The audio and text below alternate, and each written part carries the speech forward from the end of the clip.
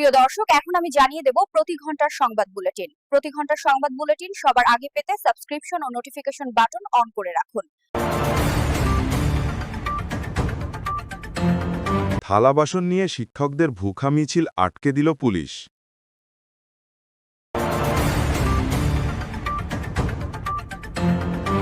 মিষ্টির ওজন কম দেওয়া নিয়ে সংঘর্ষ, আহত অন্তত ৫০।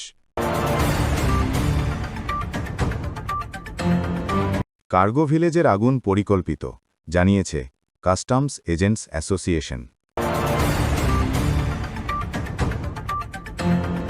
টিউশনিতে যাওয়ার পথে ছুরিকাঘাত, পুরান ঢাকায় জবি শিক্ষার্থীর মৃত্যু।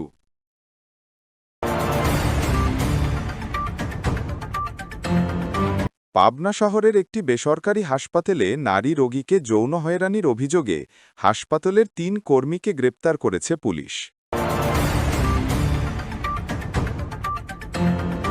সড়ক দুর্ঘটনা সারা জীবনের কান্নার কারণ হয়ে দাঁড়িয়েছে ফরহাদের। চিকিৎসা বন্ধ থাকায় কোমরের নিচে পচন ধরেছে ফরহাদের।